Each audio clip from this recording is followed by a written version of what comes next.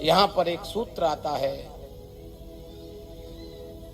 बाबा श्री तुलसीदास जी यह जो लाइन लिखे, संतों का, गुरुदेव भगवानों का चिंतन है कि देखो, किसी भी सज्जन की प्रतिष्ठा रूपी पूंछ में जब कोई दुर्जन दुष्ट आदमी आग लगाने की कोशिश करता है ना, तो परिणाम में उसी का घर जलता है।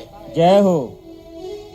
श्री हनुमान जी साधु हैं, उनकी पूंछ में आग लगाएगा, रावण के आदेश से जब आग लगेगी तो जानते हो उनकी ही लंका जलेगी। पूंछ में आग लगाई गई, बाबा ने छोटा सा रूप बना करके अटारी पर चढ़े, फिर बहुत विशालकाय रूप बनाया और पूरी लंका को धुनु करके जला दिया। यह कथा भोले बाबा माँ पार्वती जी को सुना रहे हैं। देवी, पूरी लंका श्री हनुमान जी ने धुनु करके जला दी, लेकिन एक घर ऐसा था उसको कोई नुकसान नहीं हुआ, वह नहीं जला। जय हो। किसका घर था वो? एक विभीषण कर ग्रह नाही। क्यों नहीं जला जानते हो? जब हम और आप इन प्रभु की शरणागति में रह करके अपने जीवन को जी रहे होते हैं, अपने जीवन की नैया को चला रहे होते हैं, तो जानते हो इनकी कृपा का कवच हमको बचाता है। पूरी लंका में एक विभीषण जी ही ऐसे हैं जिनका भजन का प्रताप रावण को आनंदित बनाए हुए है। जय हो। रावण की अपनी कमाई नहीं है ये। श्री रामचरितमानस जी में 7 कांड हैं। उत्तर कांड 7वां सोपान है। भोले बाबा लास्ट में उत्तर कांड में 127वां दोहा लिखा, मेरे भोले बाबा माँ पार्वती को इस बात को बता रहे हैं।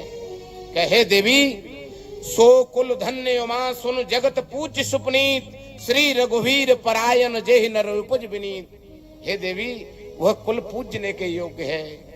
कौन सा? जिस कुल में प्रभु के नाम को लेने वाला उत्पन्न होता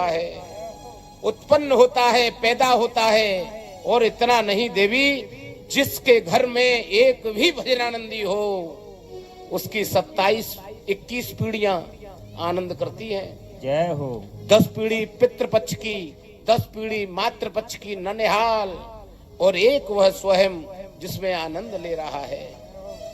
यहाँ जो आज यह श्री सुंदरकांड जी का पाठ चल रहा है, बहुत दिनों से योजना बनाई जा रही होगी। आज क्यों यह शुभ अवसर आया? हमारे पितृदेवों की तपस्या फलीभूत हो गई, ठाकुर की कृपा का संयोग बन गया, और तब जाकर के यह दिव्य संयोग बना। मेरी सबसे करबद्ध प्रार्थना है, अगर जीवन में कुछ भी क्षणिक आनंद आ रहा है, इनका प्रतिदिन धन्यवाद करो। हे ठाकुर, तेरी बड़ी कृपा है। जीवन को सुखमय बनाना चाहते हैं हम और आप, उलझनों से बाहर आना चाहते हैं, खुद को तपना होगा, खुद को करना होगा। हमारे ये जो स्वयं के हाथ है ना, कर नित करहि राम पद पूजा, राम भरोसे हृदय नहीं दूजा। जब हम स्वयं के कर कमलों से सेवा करेंगे, तभी जीवन में आनंद आएगा। तो विभीषण जी भजनानंदी हैं। रावण के लंका जो आनंदित बनी है, वो केवल एक विभीषण जी के भजन के प्रताप से बनी है। हम आप भी अपने ग्रस्त जीवन को आनंदमय बना सकते हैं। कैसे बनेगा? दूसरों से कुछ मत चाहो, स्वयं तपने लग जाओ, स्वयं करो। हम जब कुछ क्षण ही ठाकुर को मध्य में विराज कर किसी भी कार्य को करने का नियम बनाएंगे, समझ लेना कुछ ही दिन के बाद जीवन में अलौकिक आनंद आने लगेगा। जय हो। और इतना नहीं, जितने लोग आपके साथ रहते होंगे, वो भी धीरे धीरे धीरे धीरे आनंद में रहने लगेंगे। तो लंका नगरी में जो आनंद है, वो विभीषण जी का है। पूरी लंका जलाई गई। भोले बाबा बताते हैं विभीषण जी का घर नहीं जला। लंका जलाने के बाद श्री हनुमान जी माँ जानकी जी के सामने बहुत छोटा सा रूप बनाकर खड़े हो गए।